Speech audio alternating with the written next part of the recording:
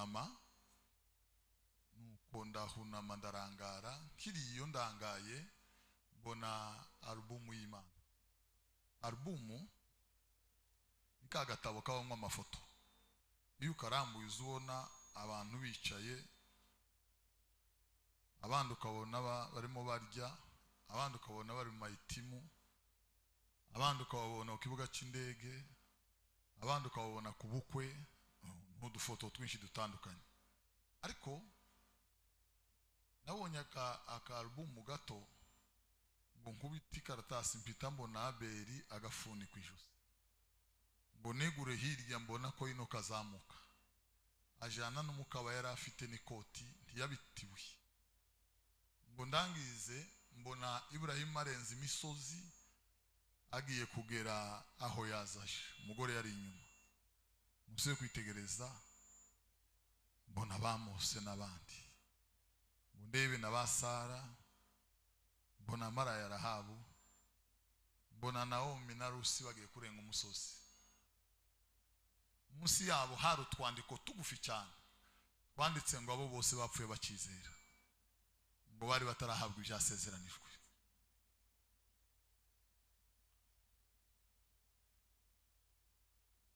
Hari indirimbo zivuga ngo uzabayo jewe nzabayo, uzabayo jewe nzabayo.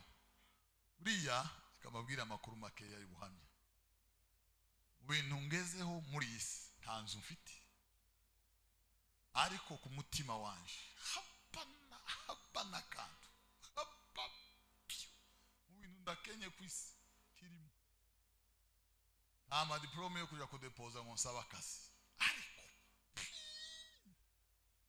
ariko mfite ikintu nagezeho muri isi. Bwana sifiwe. Nagakiza twahawe na Yesu. Urwo rwandiko tiruba mwisanduka, si urwanje n'umudamu ngo nzorusigira abantu, kandi ntiruri mu mfuko w'ipantaro, nararupfundegeje iriya mu myenda yo mu mutima, nawe imisozi yo kurwa hayo nimfa nzorusinzirirana, n'inzuka nzaruzamukana ndusangane Yesu. Ni ikintu ntazoregereta mu isi ngo nagezeho nakigezeho, ndagihobera, turahoberana, turanyeganyezanya kugeza none narakiza iburyo n'ubumoso, icyari kigenderewe nakigezeho. Imana ihabwa icyubahiro. Haleluya, haleluya. Bwana sifiwe. Bwana sifiwe sana. Kandi iyo ni inkuru nziza ntabizatugerageza. Kandi ni habari njema sana, majaribu yatakoma. Iyo ni inkuru nziza inezeza ku kintu nagezeho muri isi. Nta bindi birebire ndegeye, nta n'ibindi nkenye, narakize rwararangi, cyari kigenderewe nakigezeho, igiharanirwa n'ikimaranirwa nakigezeho. Nuko haleluya, haleluya. Kirabitse kiriyo isi ntikinyeganyeza.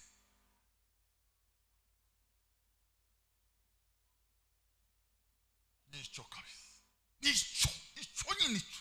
Bwana sifiwe. Amen. Bwana sifiwe. Amen. Tumurake cyane kuri ico kintu twamaze kugeraho rwararangi.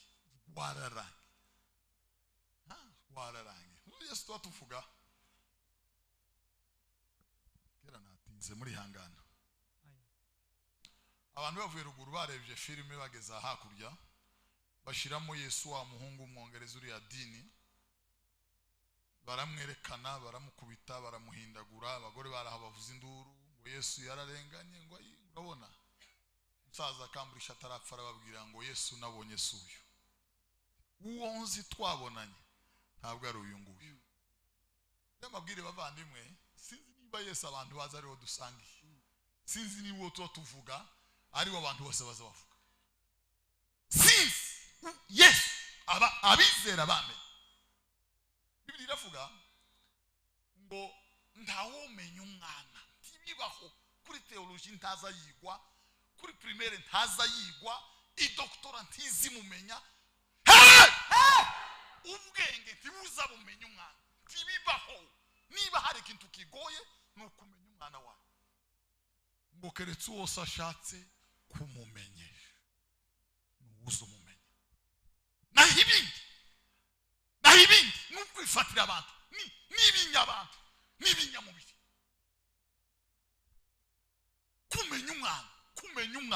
Kumenya umwana wawe.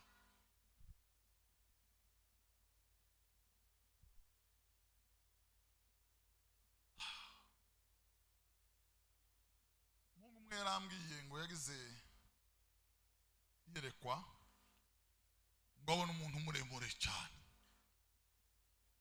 ngo aramaze ngo ese yandire imisumba izindi zose, ngo aramubwira ngo sinizi mwana, ngo aramubwira ngo izindi zose ziva mu isi zija mu ijuru, ngo niyo yonyine yihariye kuva mu ijuru iza mu isi.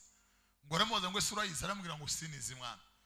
Ngo aramubwira ngo niya yindi ivuga ngo aracezesha amaraso, ngo genda umwikubita imbere ngo uvuge yuko wamubabaje. Bwana sifa. Amen.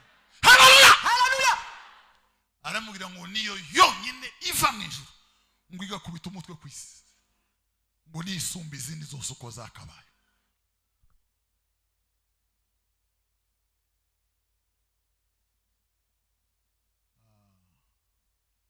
Dawudi baganiriza amagambo kangahe turangize.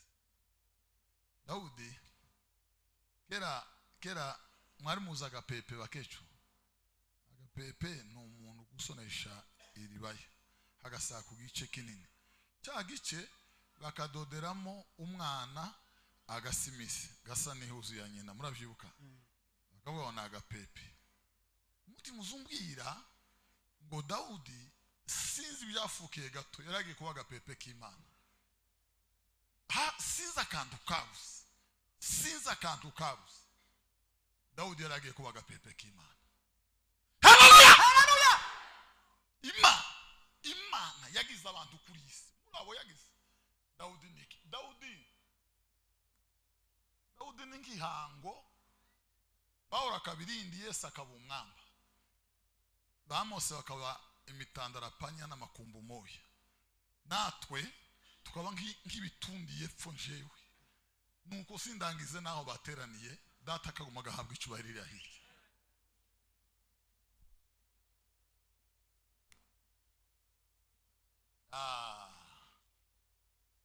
Tuzamura ibiganza tuweze icubahiro. Bwana asifiwe sana. Bwana asifiwe sana. Dawudi ni ikirangirire. Mwanze mumfashe kumva icyo kintu. Haleluya, haleluya. Dawudi ikirangirire. Bibiri iravuga ngo nuko Dawudi amaze gukora iby'Imana yashatse mu gihe cye, ngo arasinzira ashirwa kuri basekuruza. Tuzi imva ya Dawudi. Ku bantu bageze muri Isirayeli baza bavuga amakuru kundu byagenze. Dawudi uza winjira Isiyoni, ugitambika ukagera kuri yanzu yo hejuru basangiriyemo Pasaka, ni naho kwanduza. Ugakata gatoya wagera hepfo bagahita bakwambura bakakwambika gasapo kavuga ngo umuntu ni mukuru cyane, ariko hejuru ye hari Imana isumba byose. Wahagera ngo bakakunyuza muri koridoro, ugakata ibumoso ukinjira ugasanga imva ya Dawidi, ngo ahambwe kuri metero 30 Dawidi z'ubuja kuzimu. Iruhande rw'imva ya Dawidi haba umugabo usenga agasoma Bibiliya, yaja kuruha agiye mu ikonje. Nukuvuga ngo muri 0 seconde undi aba yahageze, sizo ko baza bitazanye, undi akaba arahageze, azasenga agakora kumva ya Dawidi akagaruka, agasenga agakora kumva ya Dawidi. Nuvuga ngo Dawidi ni ikirangirire kugeza nano. Haleluya, haleluya. Dawidi Bwana asifiwe. Amen. Niwe Imana sizo ukuntu yamugize, yaramuzamuye iramuzamura. Imana yabwiye Dawidi Bwana asifiwe. Haleluya. Isi n'ijuru bikibaho, izuba n'ukwezi bikirasa, ngo ingoma yawe ntizoshira. Isi ikibaho, isi ikibaho.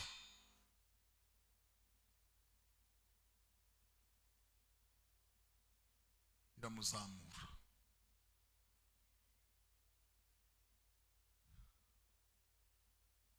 Turangirize muri iri jambo.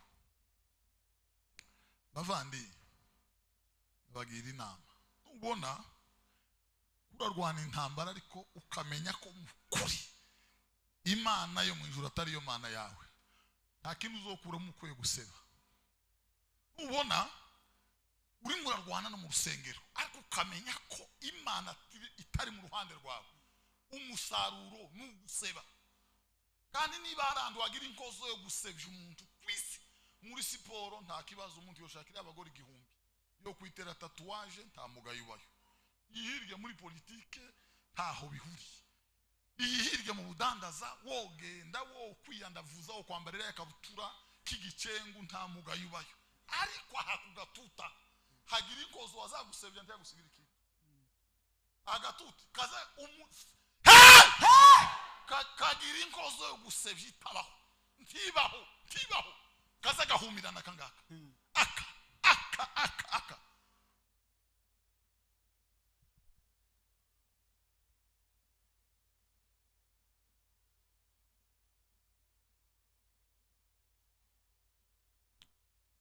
ubona uhanganye n'umuntu nubwo bovuga ngo watsinze ariko ukamenya ko ku ruhande akurusha kubana n'Imana mu yandi magambo akurusha gutinya icyaha heba hunga utaraseba hunga utarashira hunga utaribagirana haleluya umuntu yaravuze Bwana asifiwe haleluya ngo umuntu ndakagukanga atakurusha gusenga umuntu ndakagukange kuri isi atakurusha gusenga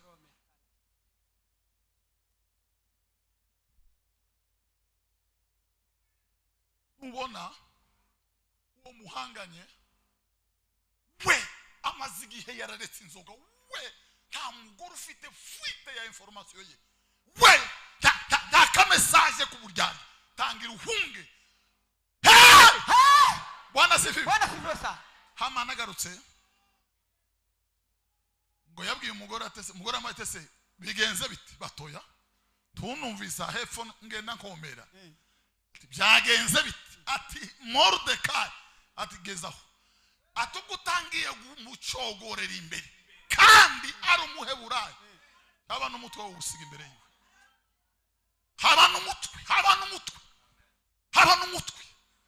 haleluya mukanwa k'abakristo haba imbaraga zirutiza amabomba haba imbaraga zitabaho umukobwa umwe araririmbye avuye gusambana erikoras umusaza umwe wicaye hayuzuye umwuka aramubona aravuga ngo maberi yawe ndakonze na Herusa afite imyaka 18 baravuye birana barakukubiye birana bavandi harimbaraga nimweze sichwa haleluya harimbaraga mukanwa kabubahima harimbaraga mukanwa kabakiranutse Biblia iravuga ngo isi yubaho Uwiteka ngo abayituye bamutinya ngo kuko yavuze bikaba ngo yategeka bigakomera Bwana sifiwe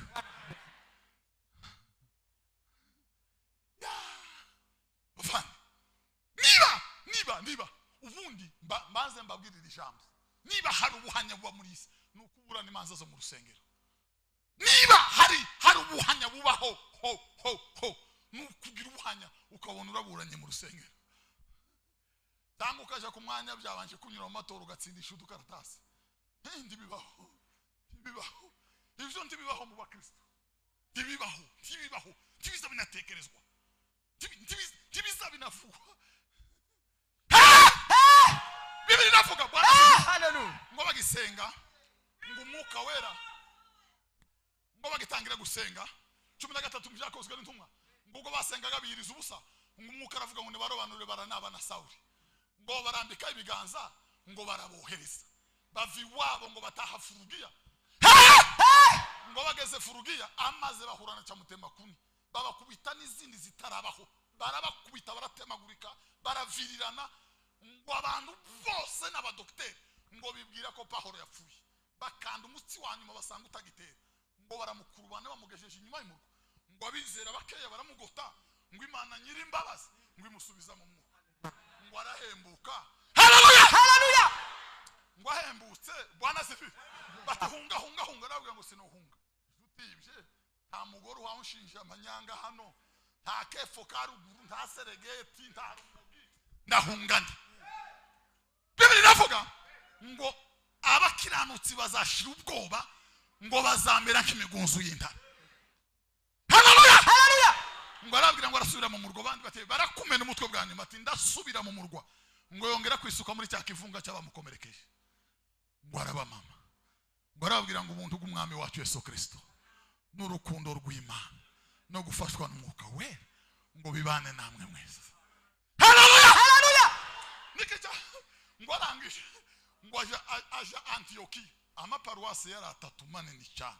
Hari iyi nyirizina rutura niyo nyina wa zose, niho kwitsina yari yobowe na Yakobo murumuna wa Yesu, d'une mère base ni babiri, umwe n'uwa Yosefu undi n'uw'Imana isumba byose. Niyo paruwasi ya mbere nyirizina itarigira ibyangombwa muri leta. Nta byangombwa yarigira, nta n'ibyo yari yarashatse. Yari paruwasi itanagira n'urusengero n'ikibanza, bagazataramira epfo kumukikira tibaho. Ese byari bigenze bite?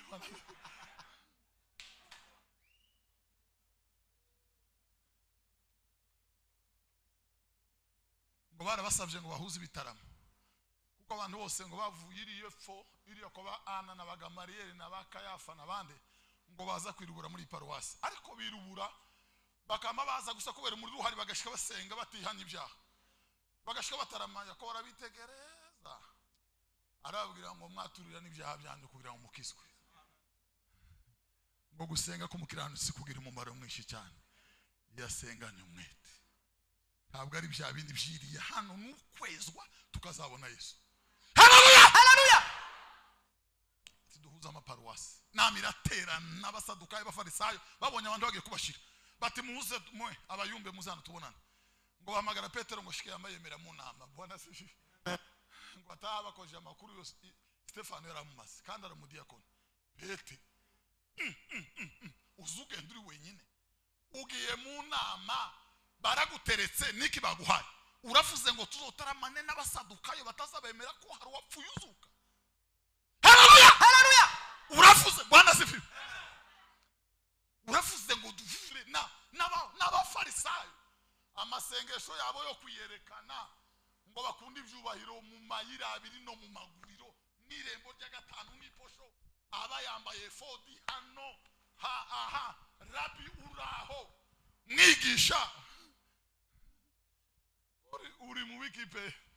Siko kurakara Stefano ko ari we wanze kubahuza n'abandi bamwica bwa mbere, yaziziki yanze ko bahuza ibitaramo, abatizera n'abizera bahurira he? Kristo na ba bahurira he? Umucyo n'umwijima. Haleluya, haleluya.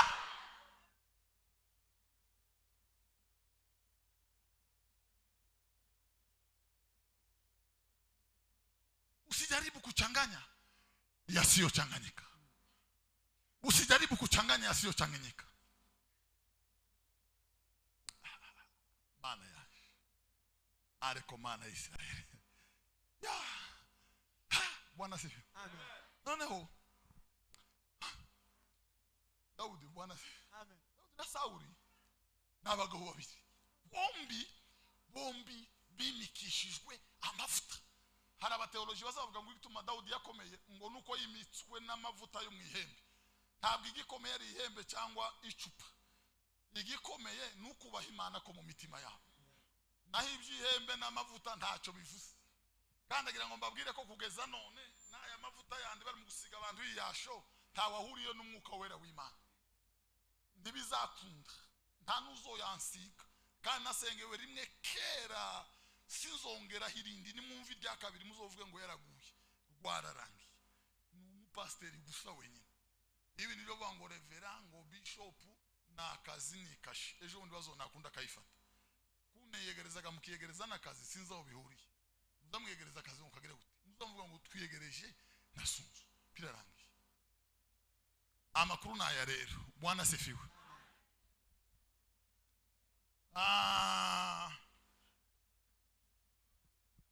Bweze si cyubahiro. Bwana sifiwe. Bwana sifiwe sana. Ya Bwana sifiwe. Kandi murebe Daudi na Sauli wabimitse numwe. Si Samuel wabimitse. Hari undi wabimitse. Imana yabwiye Samweli ngo genda wimike Sawuli, irongera iramubwira ngo genda wimike Dawidi. Sabo bombi iyavuze n'izibiri, yamubwiye umwajana amavuta se biravana gusa n'igikoresho cyaraho hafi agasukamo akabaragiye, ariko ubundi bisanzwe nico kimwe. Itandukaniro sa amavuta, igitandukanye nabasutsweho amavuta. Igitandukanye sa amavuta ninde wayasutsweho, ninde ufite ayo mavuta.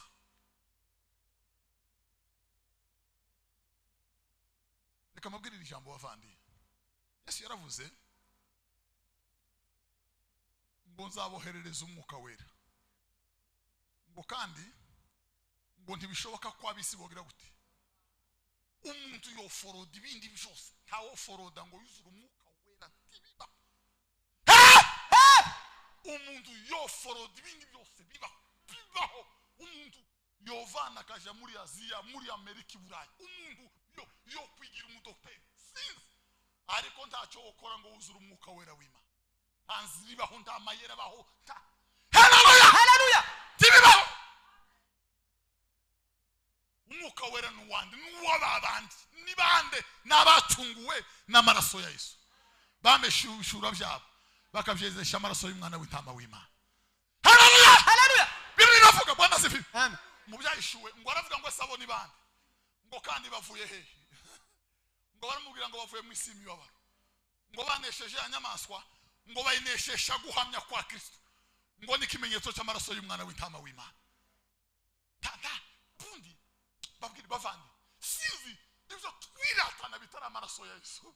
Haleluya. Ibindi twiratana hano hanze turi bagange, bafasiteri bagize umuyango wo gusohokeramo ntawuzi baramutsa, bafite amabodyguard muri Yesu abarategereje.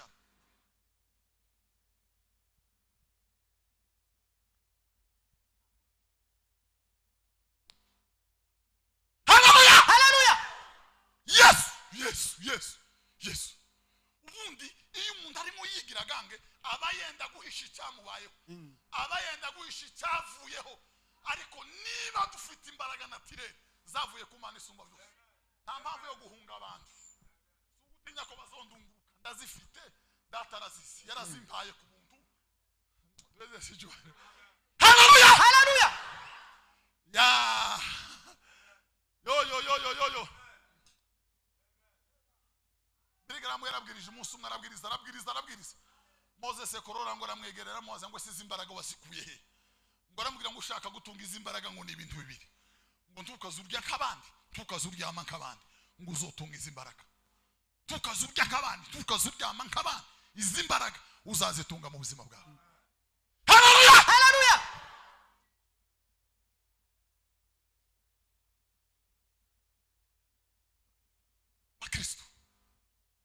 Bakristo iki cyabaye. Samweli araza amusukaho amavuta, Dawudi araza amusukaho amavuta.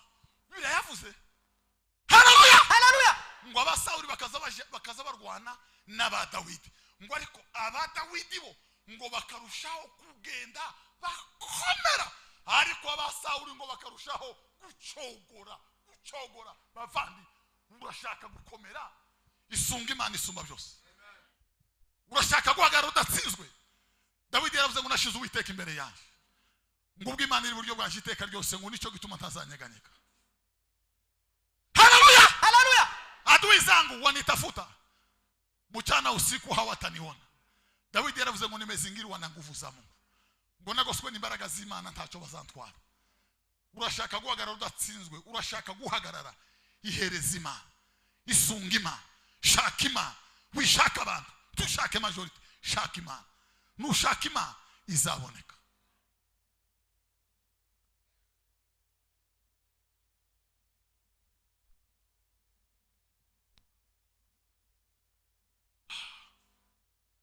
Sawuli na Dawidi batangiriye mu mbaraga zitabaho, umwe buryo undi bumoso, umwe mu mbaraga z'amavuta.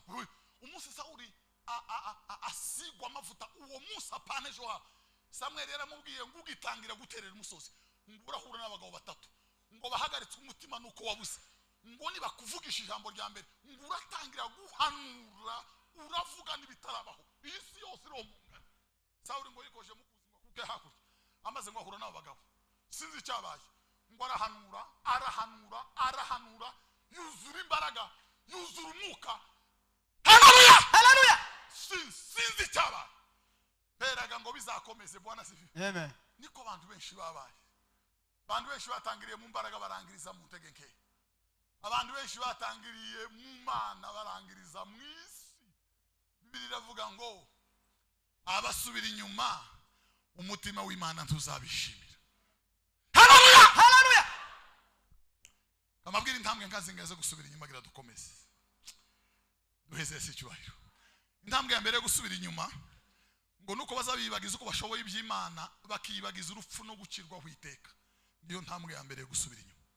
Intambwe ya kabiri ngo nuko bazabibagiza uko bashoboye iby'Imana ngo nko gusenga bari bonyine biherereye gusoma ijambo ry'Imana ngo no kubabazwa n'iby'imitima bahamiriza ko ari ibyaha muri ngo babyitandukanye bagarukira Imana. Iyo ni intambwe ya kabiri yo gusubira inyuma. Intambwe ya gatatu ngo nuko bazabihunza abakristo bakijijwe by'ukuri nuko bazabahunga bakabarambirwa bakumva nti simutuye sinomero kumva ntakibashaka.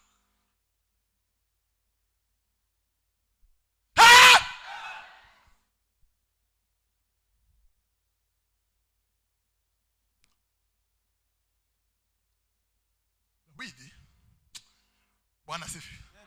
Na Sauli ngo bahagara Dawidi. Sauli ari muhanuzi. Dawidi ngo ari muri korali. Siko bimeze? Turi kumwe namwe? Sauli yaraha mu buhanuzi butabaho mu mbaraga z'umwuka w'Imana. Amavuta gitemba itoto. Naho Dawidi we yaraha muri zaburi z'amashimwe na zaburi z'ibihimbano by'umwuka wera w'Imana. Bombi bahagaze bashimwa n'Imana. Ngo buke umwe yerekereye undi yerekereye. Ndagira ngo nkubwire muri iyi si nubona umwana mutoya. Gerardine yaravuze ngo uzobona umukobwa wubaha Imana buze wirinda mu kumuvogera ngo byashoboka ko wamurusha amashuri. Ese turi kumwe ba? Haleluya haleluya. Ushobora kumurusha n'uburanga wamurusha kubyara abana benshi ariko ngo numubona uzumuba umuntu kuwo ngo abashinganye aya zizuye umugabo umwe w'abanaka ijoro rimwe ngo baramuteye bageze imbere y'inzu yo basanga ngo haryamye umugunzu w'intare ngureguka abantu baburiyo bakwirwa barahonongoka umwe akikira ikibera umwe gutya kandi wabo hari muri iki yamacikira habahunga yantare yari bunze imbere y'inzu n'abandi tuza twigira bagangaha imbere y'amazu turaramo n'ibifumvuri n'amase ariko biriravuga Bwana sifiwe. Ngo ni ufite urufunguruzo rwa Dawidi igishiti cya Dawidi ntare y'umuryango wa Yuda ngo nizikinga ntiyagira ukingura ngo yakingura ntiyagira ukinga. Haleluya haleluya. Niba imbere y'amarembo y'abakristo buriya muzi inzu z'abantu benshi muri isi zarabomaguritse imiryango yarashize amadirishya yarashize. Ibyo mbabwira niyerekwa ndabazi banaka amazu yarakundutse. Mu minsi ishize umwuka arambwiye ngo ngwino nkwereka njana ahantu mu biti byiza. Arambwiye ngo iyi inzu ya Pastor Gaturuturu aba imbarara. Yego. Arambwira ngo iyi inzu yiwe ngo yaruzuye mu bwami bw'Imana. Ni etage hano ni zahabu no hejuru. Ifite amatara ntarabona muri isi. Irazamukira hagararira gungaza. Arambwira ngo iyi inzu ya Pastor Gaturuturu. Bitanibuka indirimbo izivuga ngo makao yale yaliyokwisha kuandaliwa. Natamani nifike. Haleluya haleluya. Na abandi ntibafite n'igitunda ntibafite n'akakandi ko mu gatanu bavandi muri mubiki nimugarukire Uwiteka arabagirira imbabazi. Tuzamura ibiganza duheze icyubahiro. Haleluya haleluya. Umurimbyi yaravuze Bwana sifiwe. Amen. Ngo bare bagiye kubaterera mu ntare basha gupfa ngo bahita baririmba bwanyuma n'umunezero ngo baravuga ngo nanje nzaje bampa ikibanza ngo abandi baravuga ngo nzasanga Yesu nuko zanyurwa abandi baravuga ngo kwa data ntaho ubabara ngo bapfa bambere bakabiri barafa bagatatu barafa naona mbingu zimefunguka. Ndagira ngo mbabwire bavandi mbere y'iki kugerageza n'icyaha gitoya uzubanza urenza amasi cyacu iminota 5 6 urebe niba ukigurana n'ubwiza butangaje abera bazahawe hakurya y'ibikugaragaza n'icyaha gito uzu usaba Imana ihwezeje amaso yawe urangize Yesu atungutsiriya ateze amaboko aguhamagara ngo yatosha walivyokuonea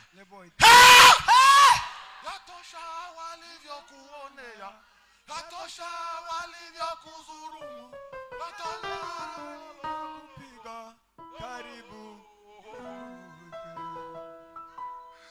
Haleluya haleluya tema tangula sikebo uzubanza utekereza ugiye gusambana uzubanza utekereza ugiye kwibugiye kubesha urangize Yesu ahagaziriya aguhamagara kwijwi rirenga cyane avuga ngo yatosha mwanangu karibu upumuzike yatosha mwanangu karibu upumuzike.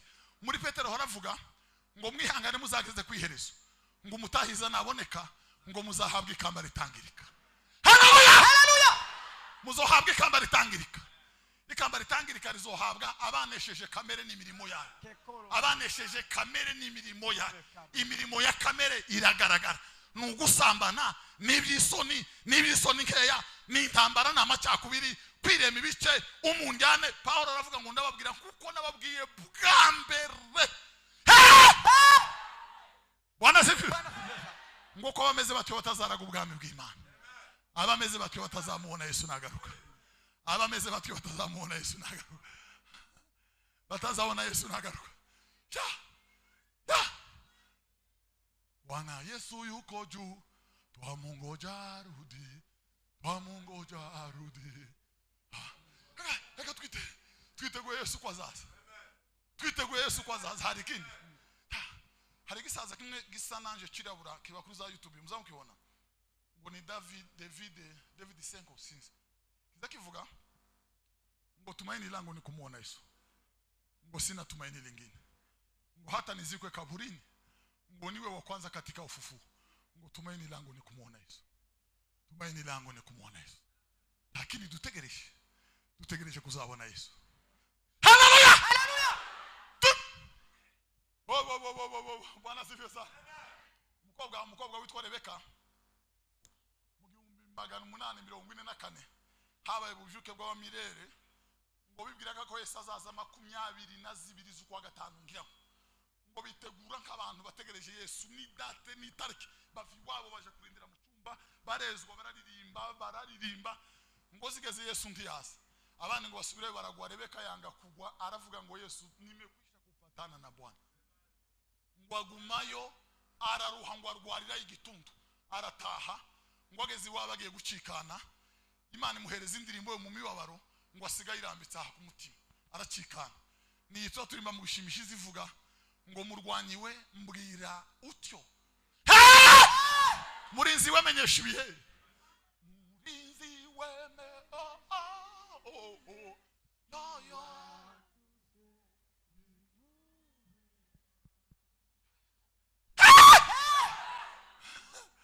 aravuga ngo tuzabura amahoro kwa data mwishu.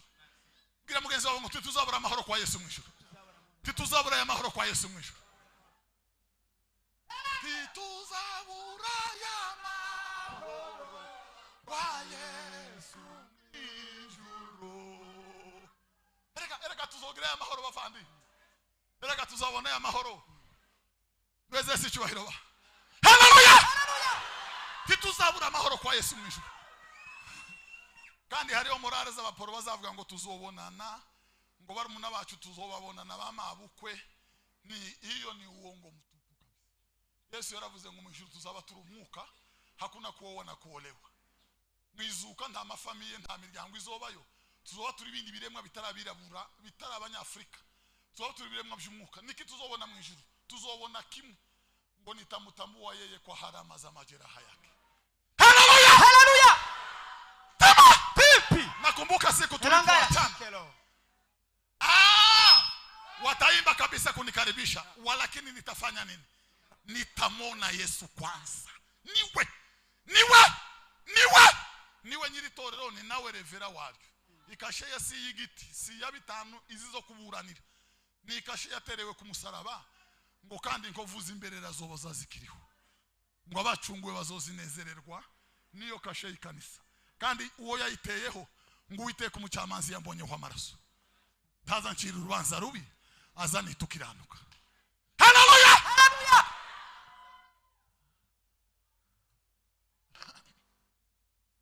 Buriya wenda sinzi haba amatorero atatu. Haba irirya y'idari n'amakaro. Hakaba n'iriryanyu ryubatse ukumwicaya rya social. Hakaba n'irinda y'amaso atazabona rigiye ubwami ku Mana. Niko Petero yavuze ngo namwe mwubakwe nk'amabuye mazima. Muri ayo ko ari atatu iryoroshe rya mbere ni irirya makaro. Irikurikira ni iriryanyu kuko bazaba bapanga habwaca bagasanga mwapangutse. Bagaheruka muzamuhuza bagasanga mwanganye. Bagaheruka mubana mu ikanisa naho ko barakoresha inzandiko zirindi. Nuko niryo rigoye kuruta irirya makaro. Ariko akabirindi rihebuje cyane. Niryo rigiye ubwami ku Mana. Amen. Haleluya. Haleluya. Limesafishwa kwa damu ya mwana kondoo. Tirikeneye ubureverend abo pastor rikeneye. Nta matora ririmo, nta majaribio, nta giti, nta mazi. Umugabo umwe yaravuze ngo azububa ngo kugeza ageze kuri aka gacupa k'amazi. Nta by'agacupa k'amazi. Limesafishwa kwa damu ya mwana kondoo. Haleluya. Haleluya. Umugabo wacu mu Minembwe kunze kumumvuga reka mbasubiriremo. Yararwaye kanseri iramurya arahwera agira umwanya abantu bavuza induru arasubira aragaruka ngo agarutse aravuga ngo yagiye ngo ageze mu nzira iri ngo asanga ibariyeri baramuhagarika ngo arabaza ngo ese niki gituma mumpagaritse ngo baramubwira ngo umunsi umwe yagiye muri seminaire ahantu abwira umugabo umwe ngo namwandikire kubera ko atazi kwandika ngo arangije aramubwira ngo nzoguha ikiro cy'isukari kandi uwo yabwiye n'umugabo wiwacu kwigishiko niwe yabwiye ngo amwandikire ngo arangiza aramubwira ngo nzokugura ikiro cy'isukari ngo arangiza imyaka iratura ruharasaza aribagirwa ngo agere iyo muri kanseri ngo ahageze baramubwira nimuzamura amaboko dede. Haleluya. Haleluya. ngo baramubwira ngo nta muntu wabesha ikiro cy'isukari ngo uzonyura muri izi ngo izitwa inzira yo kwezwa ngo abanduye mu mitima ngo inyamaswa z'inkazi ngo ntizizayibonekamo ngo izitwa y'abandi ngo naho bo barabaswa. Haleluya. Haleluya. ngo ntibazayiyoba. Bibiri navuga ngo abayoborwa n'umwuka w'Imana nibo bana b'Imana. Abayoborwa n'umwuka w'Imana nibo bana b'Imana. Ngo aragaruka aravuga ngo ikiro cy'isukari cyari kimbujije kubona Yesu. Agituma mu gatanu yagitumye umuhungu nzitungana twigane kuri primaire. Arakimutuma ngo agaruke ahamagara wa mugabo aramubwira ati wowe urwaye ntuvuge byinshi cyari kimbujije. Ngo arangiza arasinzira aragenda ashibwame ntiyagaruka. Yarageze ibwami yageze ku Mana. Nibiro binga by'isukari bikuriho. N'imifatangwe n'imirera juru. Biblia inavuga Bwana asifiwe. Amen. Ngo atasafisha kanisa lake bila kunyanzi, bila madoadoa. Limesafishwa kwa damu ya mwana kondoo. Bwana asifiwe. Amen. Biblia inavuga ngo umuntu niyiyeza ngo akitandukanye n'ibidatunganye ngo azobaye methodiste. Aya. Azobaye kadeza. Abaye gaseleza. Aya. Ngo abaye kinone. Ngo azobaye azobabaye igikoresho kitagirira iparuwasi umumaro, kitagirira iwiwe umumaro, ngo kigirira data wo mu ijuru umumaro, kigirira data wa twese umumaro, kigirira data wa twese umumaro.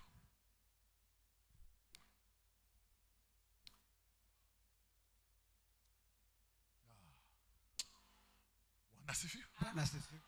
Bwana asifiwe. Amen. Sini mwizaba Sauli na Samuel barabimitse reka mabwira kagendo gato ka Sauli na ka Daudi giraturangize.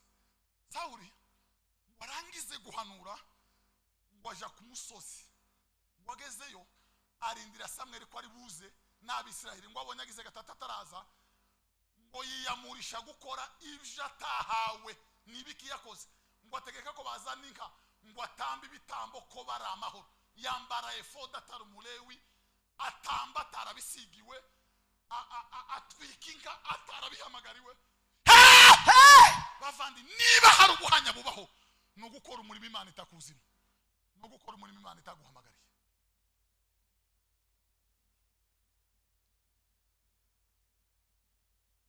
Niki cyabaye kuri Sauli icyo yakoze. Saul uwo mwalewe oyaye, umutambye oyaye, uza wambara efodi oya ninde wo guhamagaye Dawudi Imana ibwira Samweli ngo genda umbwirire Sawuli ngo kubera icyakoze ngo ingoma ye ntizakomera. Haleluya haleluya. Buriya mbabwire bavandi ibisenye imirimo dukora ntibiva mu baturanyi nta barozi babaho bose nyumuntu ntibaho umuntu wese azasenywa n'icapfa n'Imana umuntu wese azasenywa n'ikimana yamugaye.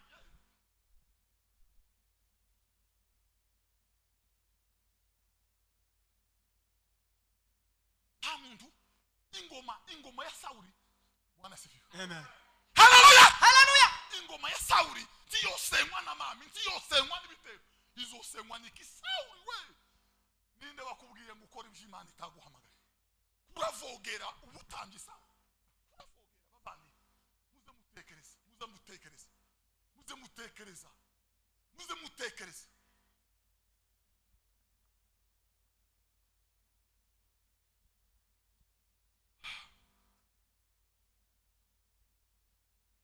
Sawuli Imana ngubwira Samweli ngo ugende umbwirire Sawuli ngo kuko icyakoze kimbabaje ngo umubwire ngo ingoma ye ntizahoraho ngo ingoma ye izorangira vuba ntizotinda. Imana imwereka Jone Sawuli icyo gihe yarageze ahangaha Imana yayivuga ko ingoma itazoshira. Haleluya haleluya. Dawudi we Bwana sifiwe. Amen. Ngwarageze muri Zaburi z'amazamuka ejo twarazivuze zaheraga ku gisima cy'Betsaida ngo bagatera 15 murazibona Zaburi z'amazamuka 120 kugeza kuri 35 ngo baheraga ku gisima cy'Betsaida ngo bagatera Zaburi bakavuga ngo iyabuiteka tarore mu ruhande rwacu ngubwo abanzi baduhagurukiraga ngo bakarangiza haleluya haleluya ngo bakongera bagatera indi ntambwe ngo bakaririmba Zaburi bambaye efodi imbere y'amaso y'Imana. Kwaro kuvuga ngo bareba abagabo batagira uburyarya n'abagore batagira uburyarya bakabanyuzaho timazi ngo barangize bakambika efodi ngo bahagarara imbere y'Imana habaga abakobwa Bwana sifiwe. Amen. Ngo baririmba bihotagura Imana igatanga amasezerano 8,000 nayo ngo bagazaba tema Amen. Ya bondi masakosa kisala liboya bwende Yesu akelwa na mulomo ngaye ilekelela nibo ekyanya eto ekyo bwende Bwana sifiwe. Amen. Ya tuweze sichwa hilo. Haleluya haleluya. Tema Yesu. Mubishokera bitandukaniye. Sawuli Imana kira mubwira ngo ingoma yawe ntizora. Ingoma yawe ntizahora. Naho Dawudi karirimba hano we dringa zo kisala riboya igititi ngo cyabagari gitaramo kidafite ugihagarikiye ntagukata zente ndasaha yari manitsemo mubagaza bahera 6 zane mugoroba bakageza saa 10 z'urukerera bagacuranga igititi nukuvuga ngo barataraka ntawubaza undi nukuvuga ngo nukuramya nukuhimbaza ngo bagahimbaza ariko wamana haleluya icyo gihe Bwana sifiwe ngo Imana yiyumvira ngo nzagira gute Dawudi uzokugira gute Dawudi nkora mutima yaje uzokugira gute Dawudi naho Sawuli wowe ingoma yawe ntizorama. Bavandi muze mutekereza izi ntambara tuba mu makanisa Imana ibihaye mubwira ngo igipasiteri cyawe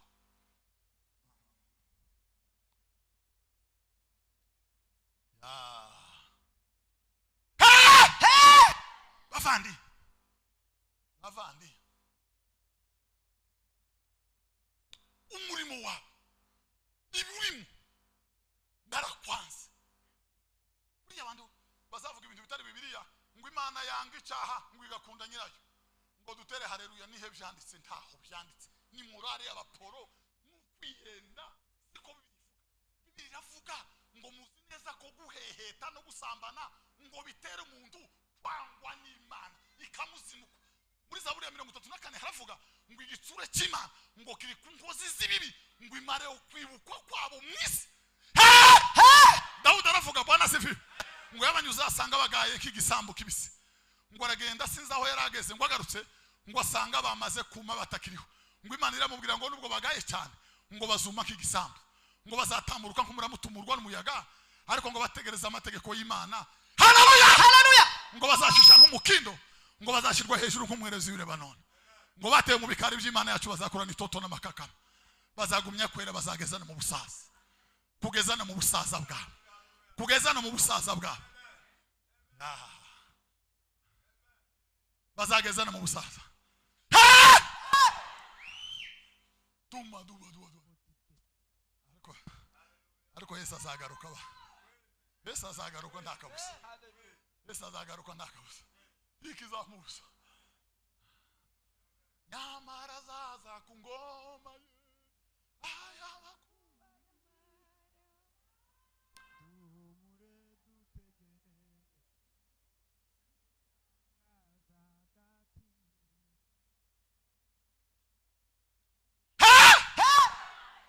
Tima odamina sakiseleri boya. Imana ibwira Sawuli ngo nagenda ari muri Abamaleki. Ngo nibutse icyo narahiye imbere y'umugaragu wanje Mose. Naravuze ngo nzakuraho kwibukwa kw'Abamaleki kwisi. Sawa, genda usoze ibiri muri. Genda urimbure abantu n'amatungo. Sawuli ngo ageze mu Amaleki, ngo yabona inka nziza ati mushira. Yabona iriza ati yabona ngo asagura inyamibwa. Ngo abonye n'umwami Yagagi ngo aramusika. Imana ibwira Samweli ngo ugende umbwirire Sawuli ngo kuko yanze kumvira Imana ngo nayo yanze kwaba ku ngoma. Muza mutekereza niba Imana yaranze Sawuli izemerera gute ba Sawuli banone ngo bahagarara hera hayo? Izabemerera gute ngo bahagarara hera hayo? Izabemerera gute ngo bakomeze? Bibiliya ivuga ngo ukuboko kw'ababisha ngo tukuzakomeza kuba kubitugu by'umwandu w'Imana, kubitugu by'umwandu w'Uwiteka, kubitugu by'umwandu w'Imana.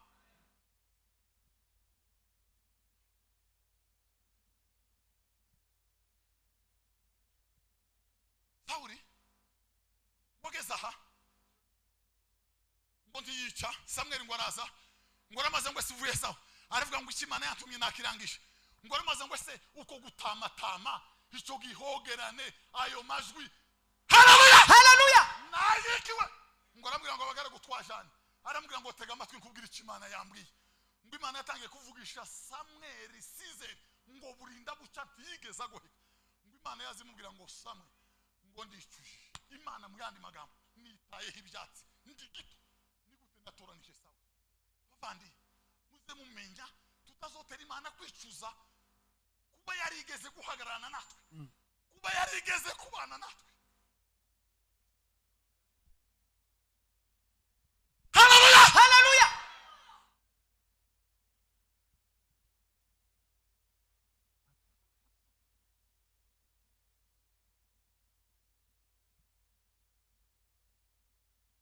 Samweli ngo aramubwira ngo Imana iravuze ngo kuko wanze kwiyumvira ngo nayo yanze ko uba ku ngoma. Ngo aramusezera tusigare. Ngo arihuta afata efodi ya Samweli ngo arayikurura ngo acikansho ya Samweli. Ngo arahindukira mu bwira nyuma aravuze ngo nicyo gituma ngo Imana iguciye ku ngoma ya Isiraheli iteka ryose. Naho ga Dawidi we hano muzaho Dawidi yarageze no ruhande. Ngo arageze ahandi yari yicaye iwiwe kambere. Ngo igihugu gitekanye inka zikamwa, ingabo zose zaratasha ibidari bacuranga, ngo aguwe neza cyane. Aravuga ngo reka nubakira Imana inzu yaje. Umwiriye Imana kiramuca, undiriye Imana kiravuga ngo haleluya, haleluya. Tema Imana yabwiye Dawidi kuri icyo gitekerezo yagize, yamubwiye amagambo 8 ndavuga nka 3. Rimwe muri ayo Imana ngo yaramubwiye ngo Dawo ngo nkubabari ibyaha wakoze ngo nshizeho n'imbabazi za reserve. Ngo nunakora icyaha sinzosubira kucitaho, nta uzonteranya, kubabariye une fois pour toutes. Genda Dawudi umugaragu wanje iteka ryose. Cyo ni cyambere. Ingoma yawe nzayisumbisha izindi zose ngo nizamure irengeriye, amatwara yayo ntazoshira. Yesaya yaravuze ngo mwana azakomeza intebe y'ubwami bwa sekuruza Dawidi, ngo imirambagirire ye ni iteka ryose. Nukuvuga ngo Dawidi yarangirije, niho Yesu yahereye arakomeza kugeza mu bwami bw'Imana, kugeza mu bwami bw'Imana, kugeza mu bwami bw'Imana. Muri izi nzira zombi iyo urimo ni yihe? Iyo urimo ni yihe? Iyo urimo ni yihe? Iyo urimo baza umutima ubaze ngo ese ndimo ndagenda muri ya Sawuli, ndimo ndagenda muri iyi ya Dawidi. Niyo werekeje muvandi, niyo werekeje mu nzira zawe. Mudikakurikiye Sawuli ngo guhera uwo munsi amara imyaka 20 nta jwi ry'Imana, nta muhanuzi, nta muririmbyi, nta kidari, n'intwaro ziraruha zirashira, hasigara intwaro zibiri muri Repubulika ya Israeli. Zibiri ibintu biribagirana. Sawuli aribura. Niko bigendekera abantu iyo bataye Imana, iyo abantu baretse Imana. Imana izibavaho ikarangira burundu. Akibura agashaka Imana akayibura, akaja mu materaniro ngo arayibona, ngo urararira yubusa. Banza usubira inyuma wibuke aho watereye ukagwa. Turagira Odikia burari yarindwi ngo niyo ryari ryubatse rifite n'amajambere asumba y'abandi. Ariko ngo ryatangajwe nuko umwami nyiraryo ngo yaribwiye ngo simba mu mbahanze nza nkomanga, ngo mwakumva nibwo nakwinjira ngasangira namwe. Ngo batangazwa no kumva ku bitaramo babamo Imana ngo itigeze ikandagira mire babwira ngo mbahanze ko ndakomanga. Umuntu niyumvizwa kazi. Ese Mana ibitaramo by'abadamu tugira tubamo, aya makora azaririmba tubamo, pisimbamo. Sinahazi. Sinigeze no kwakandagira. Sinigeze no kubamenya.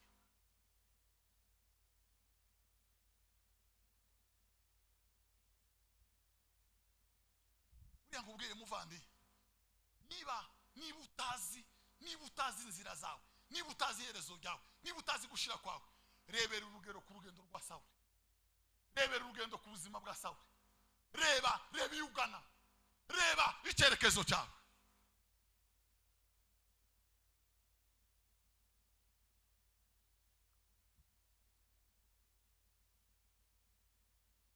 Imana yazibwira Sawuli hariya ngo nguciye ku ngoma, ngo nibwo Dawudi yazatekereza kubaka Imana izo.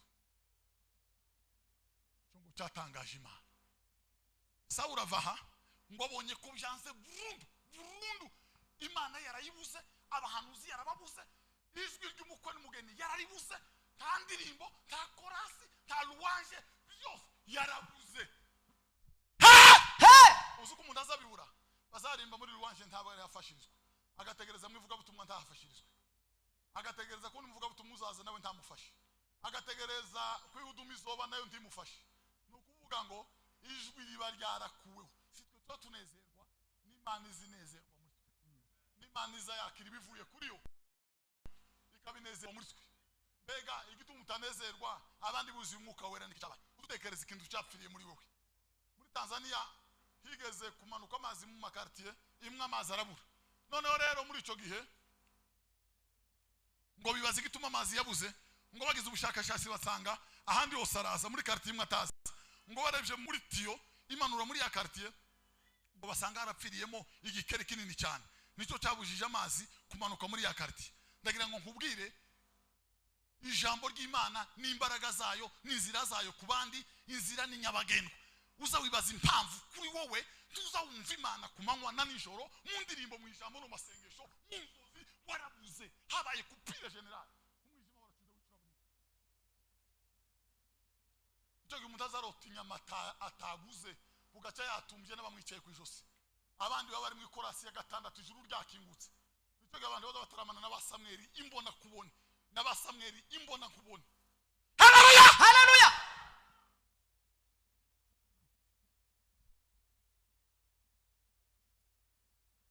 Wowe baza kandi ugatoya, wowe inshuti y'umuntu mutavugana ukavuga ngo ubwo bushiti bubahe.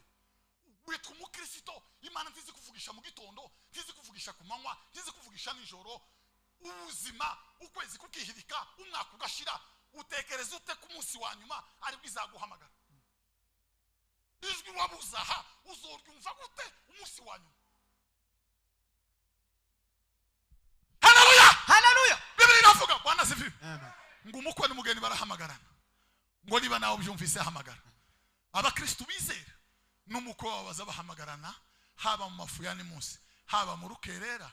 Anangoneza rohoni wangu karibu nani natulia, ananikarimia hazina za mbingu. Abakristo bazavugana na Yesu kumanywa na nijoro, bazabagendana nawe bagakorana nawe, baraziranya nabaza. Haleluya, haleluya. Tema Sauli reka mabwire rero iherezo rya Sawuli n'irya Dawidi gira twumvikane. Bwana sifiwe. Amen. Ngo Sawuli abonye ko byanze, intambara zimuteye, ashaka Imana arayibura, ashaka bohanura barabura, ashaka barimbye barabura, umuntu arafata arahebura, ngo yigira inama yo kuja he, yo kugira gute.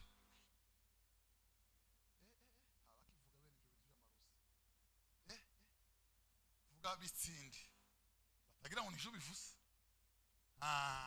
Bwana sifiwe. Bwana sifiwe.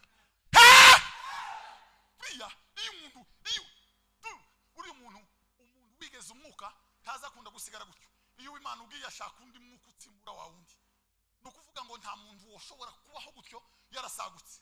Iyo umuntu atari uw'Imana no wa Satani, iyo atakijijwe aba yaraguye, iyo atari mu mbaraga aba yaranebwe. Niki cyari gisigaye kuri Sawuli nukuja gushikisha, niki cyari gisigaye kuri Sawuli nukuja mu bapfumu, nukuja mu barozi. Bibiri iravuga haleluya, ngo niki ukora muri iyo nzira igana mu Giputa, niki ukora muri iyo nzira igana kuri Nili, niki ukora bavandi, niki ukora muri iyo nzira.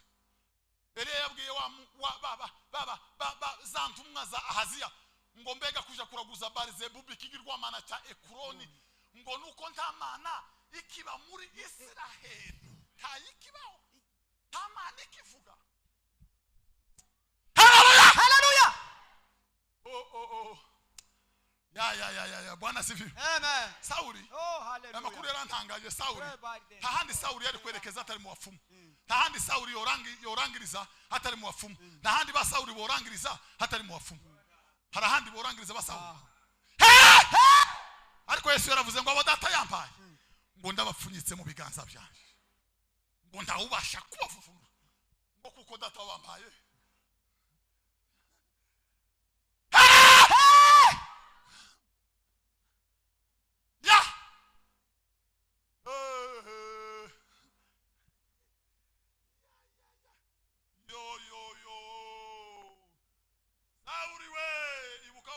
Sawuli we wahereye mu mbaraga mu cyumba cyo kukanunga na Samweli, wahereye iriya nagazantinya kuvuga Samweli nkuko abakobwa batinya kuvuga basebuka. Yari yarampagamye nka portemanto, ubwenge bwari bwarashize. Umunsi umwe ndi muri pisima ku manywa y'ihanga i Bujumbura, mbona Samweli yambaye isimisi y'amaboko magufi, arazamuka aratera intambwe arayitera, ngo agere hariya arahindukira arampepeye. Bambwira ngo ese avuze gute, aravuze ngo warananiranye, akubwiye gute. Kugeza none Samweli ntarasubiza. Samweli n'ubukombe bw'Imana. Haleluya. Samweli niwe watangiranye na Sawuli. Sawuli arangiriza he? Arangiriza Gilibowa. Arangiriza Gilibowa. Gilibowa ni he?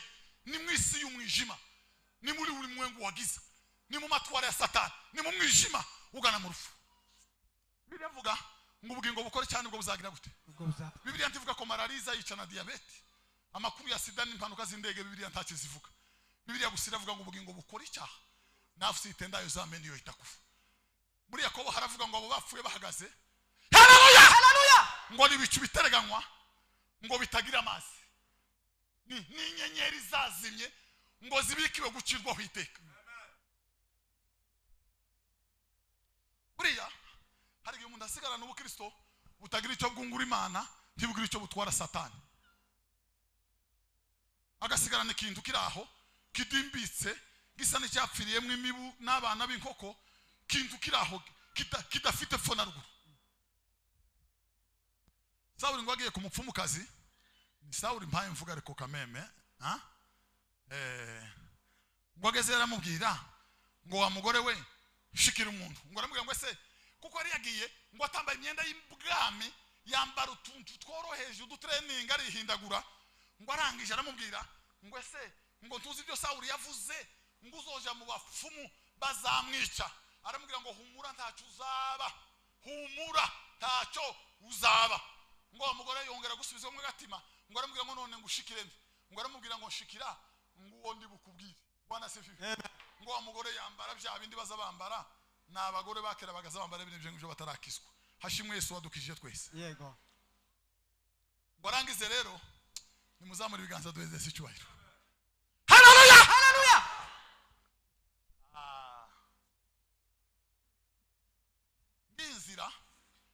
nginzira yabagana kwa Satani, nginzira yo gutsindwa, nguru rugendo, nguyu mugende, nguyu muhora, nguyu muhanda, urimo abagabo, urimo abagore, urimo ibihumbi n'ibihumbagiza.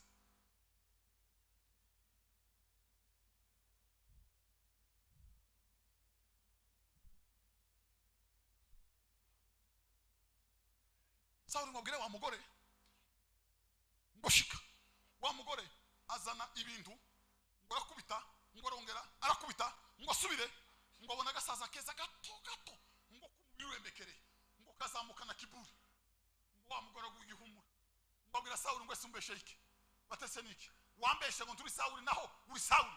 Icyakabiri ati mbonye umuntu ararangamye kuva nabaho, ngo aramubwira ngo esameze gute, ngo nakagabo gato kumubiri wembekereye, ngo keza kazamutse, ngo aramubwira ngo nta wundi ni Samweli, ngo nta wundi ni Samweli uzamutse.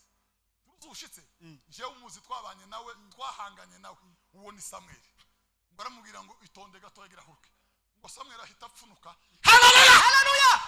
Ngo apfunuke azamukana paninyo, apana umuntu uko kuwabose, apana ibisebe, azamukana ubwiza, azamukana imbaraga. Ondi masakisa nila. Niko bizera bazava mu bituro ngo basanga umucunguzi, ngo bazahurira mu ijuru n'abazaba bariyo.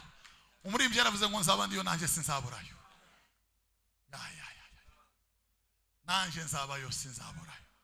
Ubwo azozahamagara amazina yabiwe. Samweli yarazutse, azukana imbaraga zirutiza abagabo igihumbi banone. Ngo yarazutse ntacyo yavuze kuri uyu mugore, ngo yaramubwiye ngo se sawa, ngo urankubaganiriza iki, ngo igihe Imana yakwanzika guca ku ngoma ntiwari uhari,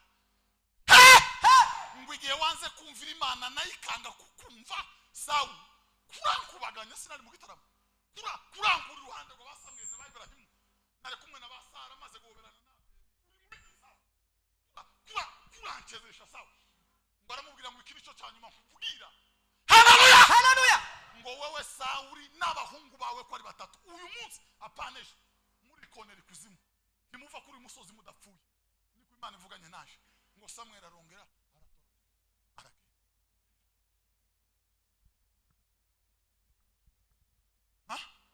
Samweli asigagize gute, asiga hanuye, asiga garagaje imbaraga z'Imana. Haleluya, haleluya. Ariko Yesu ngo ageze kumva Lazaro, ngo yirinze kurondogora ngo adahamagara bapfuye bose n'abaguye mu minembwe baragiye, abo muri Qatar na Bangladesh ntaho barasigaye, ariko ngo yirinze kwamanezerwa ngo aporomoke, ngo aribumba ari concentre ari yegeranya, ngo araramatumira mu ijuru.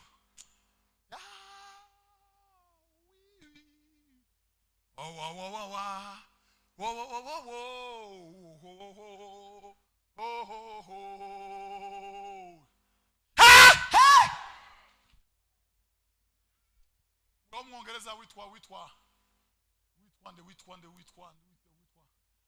Lewi Petros. Ngo mwongereza witwa Lewi Petros mu bujuke bw'aba ubungubu bw'ababunyane n'abandi benshi cyane. Ngo hari kanguru itarabaho, nico gihe bene Zuzana batatu bafashwe n'umwuka.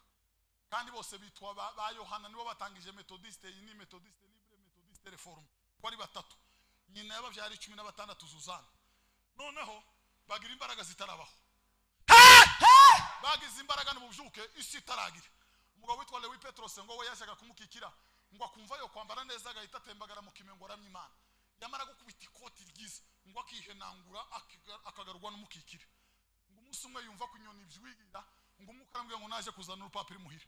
Ngo ariruka nkazana ikaramu n'ikaratasi ngo aratuza, ngo yanyoni karirimbira ku gashami kaje kukana. Ngo ikaririmba ngo amasezerano yose ukwimani yatanga. Ngwikaje kurindi shami Bwana sifi. Iyo nindirimba itararirimbwa n'umuhungu siyo kwikaratasi. Nta muntu wayifonze nta uzoyisora muri kaseti yiwe. Nindirimbo ni salamu kutoka kwa Mungu. Amen. Imana yohereje abizera inyuze mu nyoni ngo babisingirize Lewi Petros. Isi nibizavaho, ijuru rikabaho, uwizera azabona ayo masezerano. Umuntu umwe na tere haleluya ba. Hallelujah. Haleluya. Hallelujah. Tema di ba. Tongiladi la sopina. Oti pasa kusakisa. Konde le borde vaya. Ebwende. Boya sitaya. Ariko tuzaja mu ijuru ba. Tegereje umwami kwa sasa. Tegereje kuzabona Yesu. Akirudi katika utukufu wake. Azaza mu bwiza bwe butangaje. Tema! Oh lo. Bwana sifiwe. Sauli ngo avuye aho ngo bamwingingira kurya banza kwanga ariko ngo ararya. Ngo ageze hepfo ngo igitero kiramusumbiriza ngo abonye ko ntako yogira ngo abwira umutwaje inkota ngo singiriza hano nticwa n'abatarakebwe ngo yishita ku nkota ye iramuhinguranya ngo abahungu bamurindira iruhande Yonatani agwaha barumunabe bagwaha barasibangatana barangize haleluya ngo babwira Dawidi Bwana sifiwe ngo Sauli na Yonatani baguye ku musozi w'Igilibowa mu bisome muri Samuel wa 2 gice cya mbere ngo yitegereza umusozi w'Igilibowa Dawidi ngo arawitegera neza ngo aravuga ngo yewe Gilibowa we ngo imvura imeze imyaka ntikagwe kuri wewe ngo ikime gitosha ubutaka ntikikagutembeho ngo ubaye kivume ngo kuri wewe ni imfura n'intwara ngo zagwanya agasuzuguro ngo Sauli na Yonatani bari intwara ngo ikota yabo ntiyagwaga hasi ngo itari mu maraso y'abanzi none ngo bakuguyeho aravuga ngo yewe wa mwari wa Isiraheli haleluya ngo nimuhisha abafilisitiya batamenye ibyabaye ngo Sauli babambikaga imyenda y'imihengeri wari ukuberwa kwani ngo ntakiriho ngo agwanye agasuzuguro icyubahiro cya Isiraheli ngo kiguye mu mpinga z'umusozi wa Gilibowa. Agaciro kacu kaguye agaciro twagiraga imbaraga twagiraga n'igitinyiro cyaguye mwabagabo mwe agaciro kacu kaguye he imbaraga twagiraga zaguye he iwacu bagaza bavuga ngo na kabiri dusenge habaga abagabo bero tazanywa itabi bagahita bazinga inkono bakazitereka uko nukuri kw'Imana tugasenga mu gitondo twajya kugeza saa 8 twabanaga n'umugabo w'umugorora agahita tubwira ngo Imana irambwiye ngo nuko tukabona gufungura ranga Imana yavuze none kubera Imana takivuga kubera ikibavandi icyubahiro cyaguye he yawe Gilibowa we hari umusozi umaze abagabo umaze abagore umaze abizera n'intwara umaze abakozi b'Imana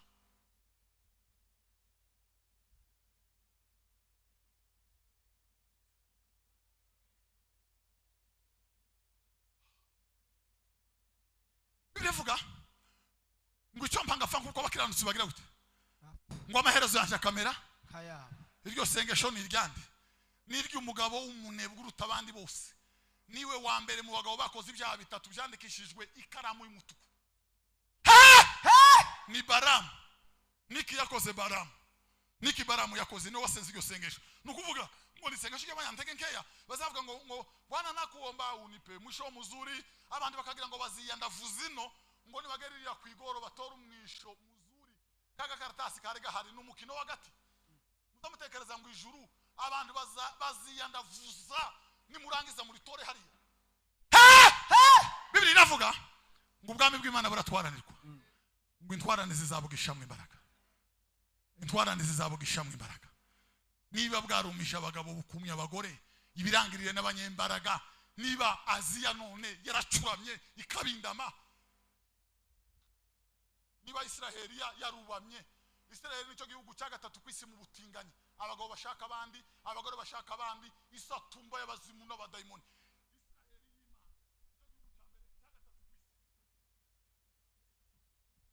niba Satani yarinjiye muri Aziya agakukumba kishira muri za Swede Swede y'abagabo mwabagabo b'imbaraga ntarabona kuri isi bamwe binjiriye muri Kongo ngo bagere mu bibira inyamaswa zirabarya barapfa abasedwa wanyuma ngo yandika urwandika rwohereza iwabo rwageze rumaze amezi 7 ngo aravuga ngo turapfuye ngo muzohereze n'abandi bapfe ngo kugeze kano karere kamenya umwami Yesu kugeze kano karere kagarukiye umwami Yesu haleluya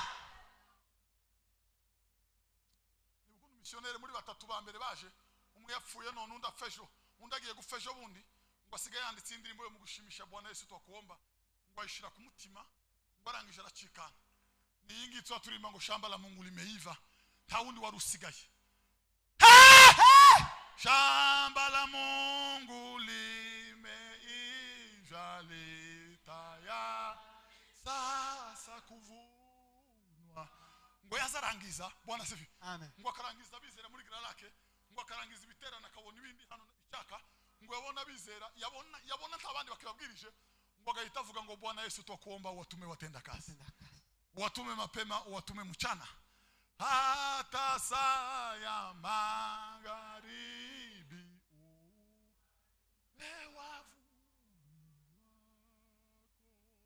Bega uri mukubona umuvuduko ufite uri muri abo ngabo haleluya Hallelujah. uri muri abo yasengeye uri muri abo ngabo yahamagaye cyangwa uri mwingi Paulo yaravuze ngo nabwiye kenshi ndira ngo n'ubundi ababwira ngo biratana biteye isoni ngo nabanzi b'umusaraba wa Kristo ngo Imana yaboninda intambara nishizo mu matorero tudupfa gusenga no kwisonzesha tudupfa kwezwa tudupfiki tudupfa ibinyabandi ni wabo w'abantu nta ntambara zo bamwitorero nyira ryari bunzemo nk'intare ngo azavumbuka nk'umugunzu ntazo tudupfa ibyino by'abantu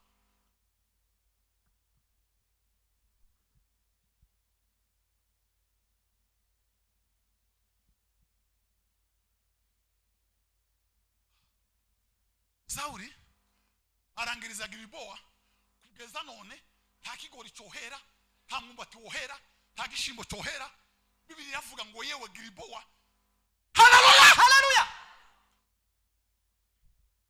Daudi ngo araza aririmba zaburi z'ibihimbano aririmbiza amazamuka ngo arangiriza ku musozi wa Siyoni Bibiri yavuga Bwana sifi Amen. ngo ku musozi wa Siyoni ngo niwo rurembo rw'Imana isumba byose ngo nahirengeye hasumba ni mahanga yose uko yakabara Hallelujah.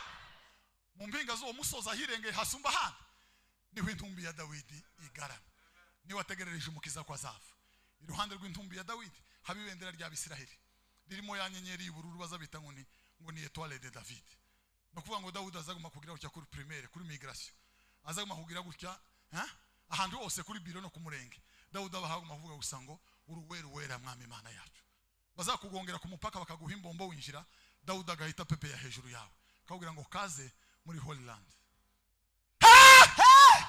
bavandi Dawudi arangiriza he arangiriza Siyoni ku musozi w'Imana na nuba amahanga aracyava kure abizera abagabo b'abanyamwuka nkabayonga icyo nabandi baracyaza bagera kumva ya Dawidi bagahita buzura umwuka w'Imana bagatsikimba tungazokisa dimba odangine nguluwa Angola. otibaki si akosalari polo andu yani yazoro gringa longoro takiselebwa Sakuru. Bwana sifesa Amen. ba Albright ngo bakaza ngo bakora kumva Dawidi bakumva sinzi kibaye Dinelo. ngo bakaja mu mbaraga z'umwuka w'Imana bavandi ariko Sawuli aho yaguye hari bagiranye n'amatongo ni mu biharabuge nta n'icyatsi cyo gutokora kibayo ni mu bikunduki niko bizagendekera batizera bazorangiriza he bazarangiriza ku musozi utazwi batanditswe mu gitabo cy'ubugingo haleluya Hallelujah. Bibiri navuga Bwana sifiwe Amen. ngo mbona ibitabo n'ibindi bitabo birabumburwa ngo umuntu wese atarabonetse yanditse muri icyo gitabo ngo ashugunywa he ngo inyanja igarura abapfuye bo muri so amakuru nayangaya umuntu yaramanutse agera muri lake ngo ashike urujanga ruramurya ngo rugere hirya bararuroba abantu bararurya ngo bagere hirya intare iramufata iramurya yantara higuye imbwebwe zitangira kuyijya nayo ngo buce za mbwebwe ziribwa n'ingwe umunsi Yesu azogaruka umuntu azohera mu ngwe ya nyuma anyure mu mbwebwe anyure mu ntare anyure mu rufi anyure mu bantu ahuruka imusozi ahagarara imbere y'Imana we uwo mubiri nayo maraso ubazwa ibyo wabagamo hano ngo inyanja zigarura bapfuye ngo bakirwa imanza zikwiriye ibyo bakoze mu gatabo kitwa impanda y'imperuka hari agapaje kaza kavuga ngo abantu baragiye timu y'abagore babandi bakina mama mwe zapfundikira igitambara hanga ngo bari basigaye ngo babazerera muri quartier bahora n'umupasiteri umwe nkanje ngo wari wasigaye ngo waramaze ngo se pastor ngo kutwasigaye ngo arabwira ngo mwitonde turacyari ko tubifuatiriye itorero ryari ryageze kure ryashitse ngo baracyari ko bifuatiriye n'ahangaha ngo baracyari ko mufuatiriye tayari rimekwisha kulakiwa ryamaze kwakirwa haleluya Hallelujah. watoto wa shule watakuwa wamekwisha ukwenda kumulaki Bwana Yesu mawinguni Yo. harundi wavuze ngo nibiba kuwa gatandatu ngo niyinga abantu bazosenga ngo kuko n'ubundi hazoba hagiye bakeya ngo bazobimenya basohotse ngo kuko n'ubundi hazoba hagiye bakeya bwana zifi ngo bazosanga ari intebe zikeya ziri absente ngo izindi zose zuzuye korali zose ziririmbe na itorero ryamaze gushika atakusanya ngano kwa furaha garani. Haleluya haleluya. Bali makapi yote yatatupwa motoni. Rafiki utakuwa wapi? Tuzogenda nk'abana b'Imana, tuzaguruka nk'abamarayika, umunsi umwe nzogenda bambure. Ndirimbo yaririmbwe n'umuhungu Muramvya umuturika, yarayiririmba ngo buce arapfa bayoberwa aho yaguye. Baravuga ngo erega koko yazagenda. Aravuga ngo tuzogenda nk'abana b'Imana, ngo tuzoguruka nk'abamarayika. Haleluya haleluya. Umunsi umwe nzogenda bambure. Bibiri yavuga umuririmbyi yaravuze ngo imbere y'antebe nzogira gute, nzobangize gute, ngo nishikirize ndi. Pawulo azojana Lidiya umugore wadodaga imyenda y'imihengeri, azana abanyafurugiya n'abanya Akaya, nakubita ababutuniya na Ponto n'abo muri Efeso n'abafurugiya n'abimileto n'aba inyuma ya Pawulo azoba ari cortege, ariko inyuma ya runaka hazoba ari abagore yasambanije n'abazimu babo n'abasomali n'abarabu. Nta muntu uzobura ibimukurikira. Ngiyi minyago tuzojana bakristo. Nzambwira abapasteri apana mwebwe, nzambabwira ngo si inyuma yawe niko uzorubukana imbere y'Imana. Aba bakristo tuzorubukana abameze nka kurya Dawidi yahubuje intama mumenyo y'indubu. Abo twaganiririye kubw'umubabaro n'agahinda bakagarukira umwami Yesu. Ariko abatwiratana barabatirijwe inyamurombwe, abandi bo mu rugezi, abo ndagiro yasize abatije bakurusha umwuka ngo dufite intama tuzojana. Bazoje inyuma ya ndagiro, abandi bazoje inyuma ya rugagaza, abandi bazoje inyuma ya runaka. Inyuma yo azohagarara ndi. Ninde wabwirije arakizwa? Ninde wabwirije akorwaho?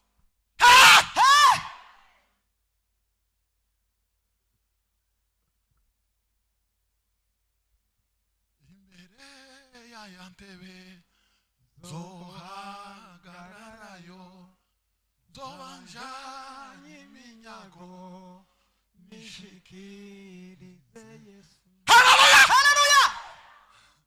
Nyuma yawe harinde muvandi umwera yarakijijwe ari hakurya, aravuga ngo ni bamureka ari cyavuga, aravuga ngo kuyera none ndakijijwe. Abantu bateraza harera aravuga ngo kinkijije ngo nije Pentecoste irukombe, ngo umugabo arabwiriza ngo antera icumu, ngo maze imyaka 14 nzamvirirana ndwana nananiwe guheba. Aravuga ngo kubera iryo jambo yabwirije ndetse ibyaha byose nabagamo. Kumbe inyuma y'uwo mugabo wabwirije muri Pentecoste, uwo musora azohagarara azoba ari iminyago ashikiriza Yesu. Inyuma yawe hazaba nde muvandi? Inyuma yawe hari bande? Inyuma yawe hari urukananda rw'ibibi n'ababi, abo mwiriranwa mu rugambo, abo mwiriranwa mu bizira n'ibyanduye byose. Nutangira kuzamuka bazagukurura, haterega turaziranye nawe, herega turaziranye nawe. Abizere. Haleluya haleluya.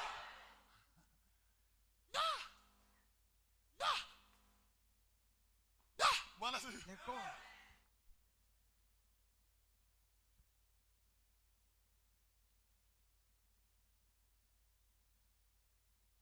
Mugabo witwa ndamwe bagiye umudoktere ngo nyina afite imyaka 5, wabwira nyina ngo asenga Imana, aravuga ngo Mana ngo singapfe ntabonye mama, ngo kuko se yamubwiraga ngo nyoko yarapfuye, ngo ariko shingiye ku mubano wiwe nuko muzi ngo nyoko yagiye mu ijuru. Ngo aravuga ngo Mana ngo singapfe ntabaye docteur, singapfe ntabonye mama n'amaso. Ngo aratura imyaka, ngo yari ari muri biro ngo abona ko amabata mu bisa, abona ko idari mu bisa, ngo abona abagabo bibiri bera ngo bamuzamuye muri force za zindi zirenze ubwenge. Yaravuze ngo bakoresha amasaha 6 n'igice kuva hasi no kugera ku irembo ry'inzu, ngo abona ko rikinguka, ngo haza umuntu ngo ahita amenya ko ari nyina. Ngo aturuka hariya bahurira mu kagezi, ngo karimwe amazi abagera, ngo hari handitsemo amazina ku mabuye ngo nta na rimwe yasomye. Ngo baturutse hariya, ngo nyina ateraga ko hasi batararamukanye, ngo bahereza amasaha 12. Ngo nyina aravuga ngo ushimwe Mana waduhaga akiza ku buntu. Umungu ngo arikiriza ngo ushimwe Mana waduhaga akiza ku buntu. Ngo basubiremo 2 gatatu, ngo baza kubabwira ngo hano ntibaza bica gahunda, hano ntabaza bitokeza nta dufuraze tuhaba 12 ni 12 amena. Ngo nyina ntiyabona umwanya wo kumubaza uko nyina wabo yabareze nuko bakuze. Ishimwe ry'agakiza ngo ryari rirengeye. Haleluya, haleluya. Tema tangu yafi bavandi ibituma tubona umwanya wo gushimira ibyangirika nk'ifeza n'izahabu nuko agakiza kabuze mu mutima. Iyo dushimira ibyangirika nk'ifeza, iyo dushimira ibipfa n'ibizira n'ibyo twasambaniye n'ibyo twibye, hirya abana bagabo n'abagore bamenye Yesu baba bavuga ngo jewe narimbata mpumudendezo, je narimbata mpumudendezo, je narimbunyi arampumura, je narintumbi mazaranzura nimumva yo mahoro Yesu yampa. haleluya, Haleluya.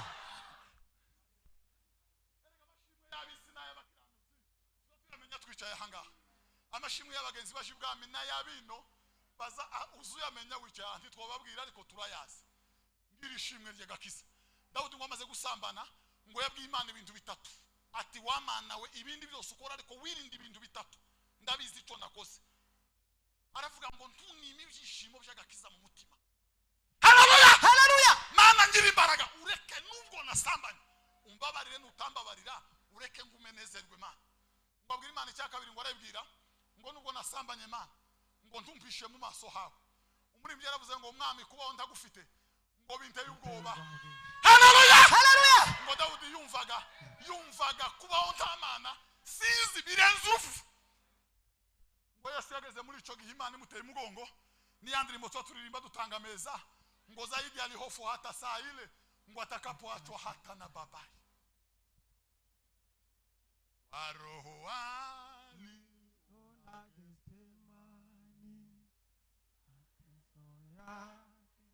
na uzuni zaidi ali hofu saa ile atapoachwa hata naye. Haleluya, Haleluya.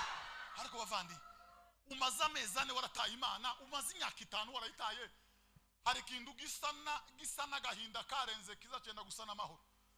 Birewe ngo nta mahoro abanyabyane kubiteka avuga. Ayo mahoro ugira wayakuye he? Izo mbaraga ugira Imana yarakwandukiye mu gitabo cy'ubugingo wazikuye he? Uku guseka ndi waguhaye ayo manyama yo guseka. Tema Dawudi ngo abwira Imana icyanyuma ngo arebwira ngo ntunkureho umwuka wawe Mana, na Roho Mtakatifu siniondolee, ngo nitegemeze kwa roho ya wepesi, ngo nami nitawafundisha wakosaji njia zako, ngo na wenye zambi watarejea kwako.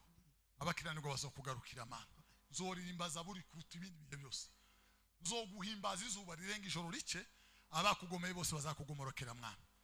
Ndagira ngo mbabwire bavandimwe, Sawuli yahereye mu mavuta arangiriza Gilibowa, arangiriza mu bapfumu. David ahera mu mavuta akomereza mu mavuta arangiriza Siyoni ku musozi w'Imana. Siyoni umurwa wera w'Imana, tuzagenda heza, tuzahagarara heza, twambikwe imibirimisha, twambikwe imibirimisha. Yerusalemu mpya, mji wa amani, unametameta, unapambwa kwa ajili yangu, kweli ni ajabu. Oh luluwe, oh luluwe. Reka mabwire uko bimeze, nturuzi izi ndirimbo ko zirarimbirwa ni Siyoni Yerusalemu aho Dawudi aryamye. Na iriya Sawuli aryamye ni mu bihunyira n'imbwebwe, ni mu bivumvuri n'amasega, ni mu mwijima w'icura burindi, ni mu bibwana no mu mbwa, ni mu muzuko w'inyoni bipfa. Naho Dawudi aririmbye oh luluwe, oh luluwe, kweli ndani ya Yesu muna raha ya ajabu isiyo na mwisho. Ulele mbinguni.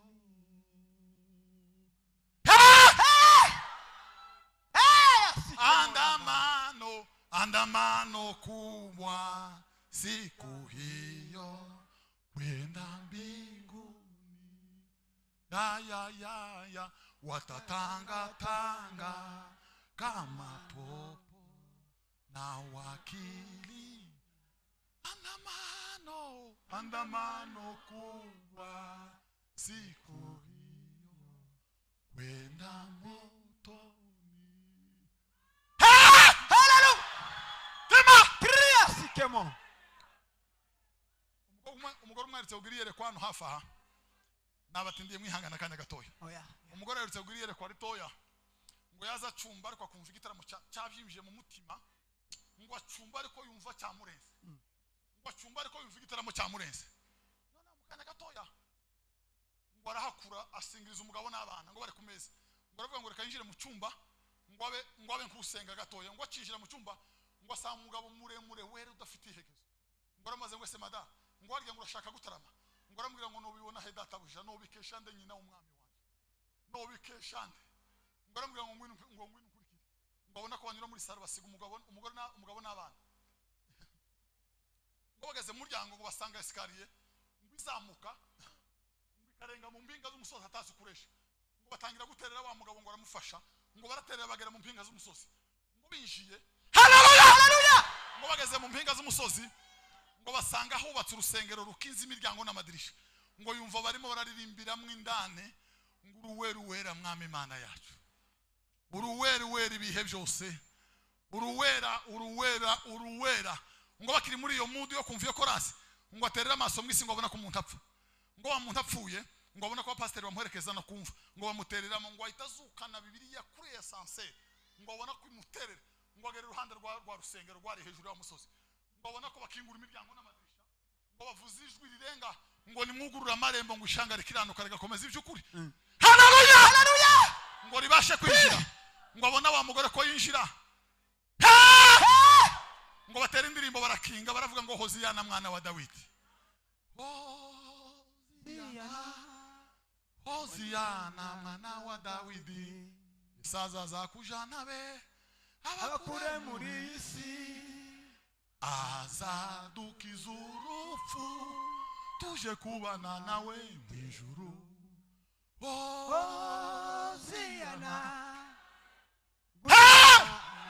Ngwino mwana wa Dawidi. Bwira mugenzi wawe ngo ngwino mwana wa Dawidi. Ngwino mwana wa Dawidi. Ngwino mwana wa Dawidi. Ngwino mwana wa Dawidi. Ngwino mwana wa Dawidi giye kiri bugufiya. Ngwino mwana wa Dawidi. Wumva amagambo yanje akayakomeza. Ngo mukanya gatoya Bwana asifiwe. Amen. Ngo yongera kwitegereza ngo abona ko hapfa undi muntu. Ngo pastor bamwerekeza bamutaye muri yamva nawe ngo ahitazamuka. Ngo aterera wa musozi ngo arenze mu mpinga ngo agera kuri yanzu ngo yanga gukinguka yusuko yakabaye. Ngo arakomanga kuko yarabonye hari yahanditse ngo mukomange muzakingurirwa. Ngo agira ngo arahita yinjira nko mu isoko. Ngo ageze munsi asanga handi handitse ngo ahiriwe abatore gutaha ubukwe bw'umwana w'intama w'Imana. Heri wale walioalikwa kwa karamu ya mwana kondoo. Ariko muzuzi yagasaririmba. Sherehe ya Bwana ni karibu itawa kusanya wa Kristo.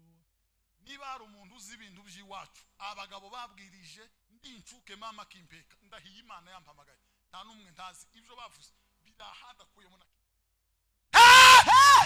sherehe ya Bwana ni karibu itawa kusanya wa Kristo wa kila mahali. Waheri wale walio alikwa kwa karamu ya mwana kondoo. Erega abandi bamaze kugira ubutumire barabubise. Ibacho abaga ibintu ngo bari mu majaribiyo imyaka 2 ngo azobone kuja gusengera. Akama yiyorosha inyana zonsa ntatongane bamuyigisha makiri mu musenyi ntaruhavuga ngo ari mu majaribiyo. Barinze imyaka 2 ngo nirangire. Ntabwo turi mu majaribiyo yo gusengerwa. Turi mu majaribiyo yo kuzohagarara imbere y'Imana. Yego. Dutegereje kuzobona Yesu.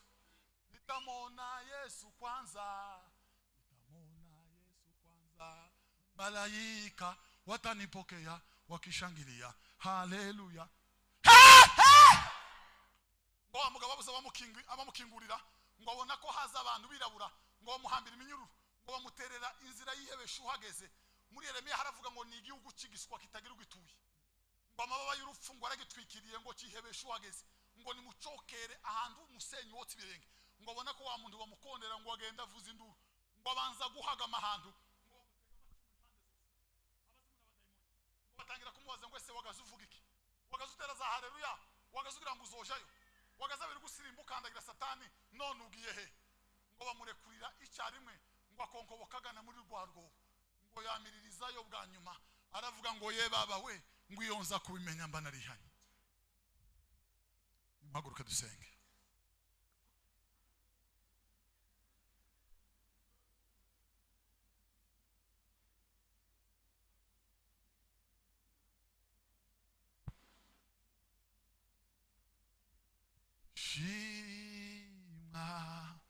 Shimwa himbazwa mwami Yesu, umutima uzuye shimwe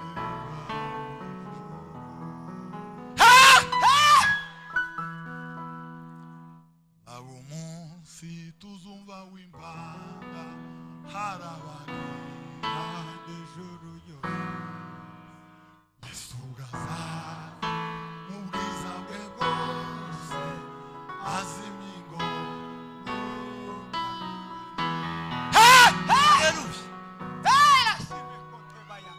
uri kumwe na Dawidi, uri kumwe na Sauli, uri muri henzira muvandi, umutima uraguhamiriza waho wahereye niho ukiri, imbaraga watangiranye nizo ukigira, ibyishimo watangiranye nizo ukigira, inshuti mwatangizanye nizo mukigendana. Niba hari icyo wataye, tambukana imbere tugusengere. Umwanya n'uyu, ahantu naha, abantu naba, Imana niyi, ikidendezi cyihindurije, ikidendezi cyihindurije. Tera intambwe tugusengere. Umwanya n'uyu. Rurukundo watumye mpfira ibyaha byanjye maze mpazaraza wakuze maze nagaruka. Haleluya, haleluya, haleluya. Ngabo wiri iwacu afite imyaka 80 yarambwiye, yaza nsengera, arambwira umunsi umwe yagiye masengesho, ngo Imana iramubwira ngo narebe ibariyeri y'imbwa, ngo abona murebe hano, ngo abona bariyeri y'imbwa zitagira umubare, z'amajanja, z'amajigo binini, ngo bifunze izira.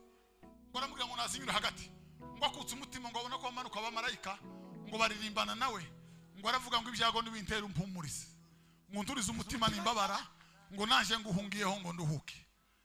Ngo ageze aho ngo abona ko wa muntu amanuka, ngo akubita umuvurira muri zambwa, ngo ziratandukana, ngo amare ngo aratambuka. Ngo ageze hirya yazo, ngo umuntu aramubwira ngo mu minsi yo kubaho kwawe ngo ntuzonebwa kandi ntuzosubira inyuma. Ngo arabaza ngo ese iyi bariyeri niki? Ngo baramubwira ngo abana abadayimoni b'ubusambanyi, ngo naha abagabo bibirangirire, naha abagore b'intwari, naha abahanuzi, naha aberekwa, naha abashamburiyaje, ngo bazabava iwabo bakaranyera abanyembaraga, ngo bagera kuri bariyeri y'imbwa, ngo naha basubiriyeyo, ngo basubira mu isi yo bavuye. Ariko ngo ubwo hatambutse ngo ntuzonebwa, tuzosubira inyuma. Haleluya, haleluya. Bible la some Rurukundo rwatumye mpfira ibyaha byanjye maze wakuze maze nagaruka. Haleluya. Munsi tuzumva w'Imana harabagira n'ijuru, Yesu aza mu bwiza bwe bwose azimingo n'uwo wanje. Comment Dorurukundo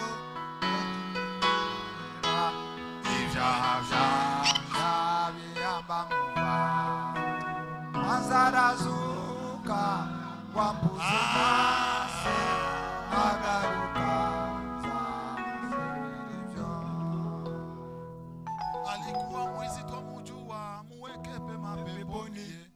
Alikuwa na mke wa pili, muwekeni mapeponi. alikuwa muraji wa ruswa, muweke pema peponi. Kuwekwa pema peponi, hiyo ni kazi ya Maulane. Wacheni kidomodomo, maandiko yasema wazie, kama mtu akifa matendo yake yamfuata, mzigo utabeba mwenyewe. Otiba Pandula sike mobaya. wini yazongeza Amona la ndila kwa kisala. sikela ya. Dine lo. Kama vile no jamu kambwiye. Arambwiye ngo nugiri uhanyu kazabura kuzabona Yesu. Ngo nugeri kuzimu nitanura ry'umuriro. Uzibuka ngo uhagaze imbere uzokura image muri video imbere yawe. Uweke nyamenye. Uzibuka ko ikigabo cirabura cy'urutero rubi. Cyari kiguhagaze imbere kikwingira gusanga Yesu. Uzabyibuka ari impitagi utakibona. Uyu ni umwanya. Uyu ni umwanya. Amahirwe naya akanya naka ndo musenga Imana. Tata Mwami mwizina Yesu rya Kristo, Yesu, Mana izina murengezi rikomeye wacu, imbaraga, Mana izina mutabazi ry'umucunguzi wacu, wacu Yesu, Mana byiringiro bya. turaguhamagaye muri uyu mwanya. Iyi ni imirimo Asandi yawe. kubwa abantu bagaragu bawe Iyi ni imirimo yawe batsinzwe mwana. n'ijambo ryawe, Ibi ni ibikorwa ijambo byawe mwana. ry'imbaraga, ijambo Uyu ni ry'ubutware, wowe ijambo rikura wahamagaye. abantu mu mwijima, Uyu ni wowe ijambo rikura abantu mu wahamagaye. byaha Ngo rikabasha mwese kubazana mu nimuze muco. musange. Nyiri ijambo nyiri ubutware, Iri ni ijwi nyiri ryawe ubutware, nyiri imbaraga, mwami. mu izina rya Yesu Mwami rikomeye. Yesu, mwami Baba Yesu. baratsinzwe n'ijambo ryawe, Wihamagariye. baje imbere yawe barakwisunze, Wihamagariye. kuko ari umutabazi, kuko ari umurengezi wabo, Wihamagariye, kuko ari ihumure mwami. ryabo, kuko ari umunyembaraga wabo, mu uratunganye. izina rya Yesu. Aya Barakugaruka masaha ubagirira ibanga.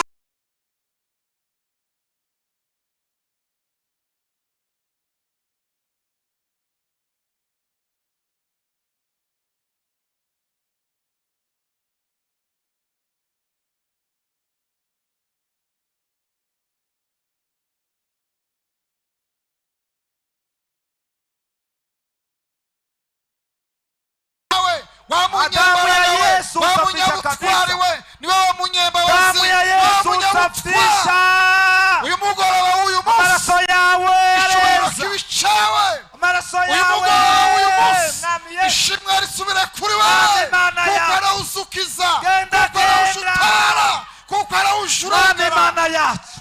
wamurengeza ubugingo Mwami bwacu. Yesu Kristo wera Abantu w'Imana. bose baraha Mu izina barifuza ko ryawe Yesu. babagirira neza, barifuza Mwami kugirirwa Mana neza yacu. nawe Mana, barifuza gukorwaho Mwami nawe, Yesu Kristo wera barifuza w'Imana. guhabwa imbabazi nawe. Bagumane Muri nawe byavuze ngo ibihe none byose. nsabye imbabazi, Amazina yabo yandikwe mu gitabo umanure ku cy'ubugingo. giti, Mana abashe kuruhuka Mu izina umusaraba, ryawe abashe Yesu kuruhuka Kristo wera umutima. w'Imana.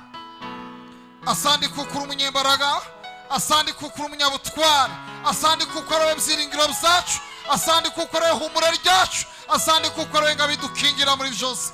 Urakoze uyu mugoroba kubafasha no kubagira neza, urakoze kubegera no kubahumuriza. Asandi kuko icyubahiro gisubiye mu ijuru ku Mana Data, mu izina ry'Imana Data, amen.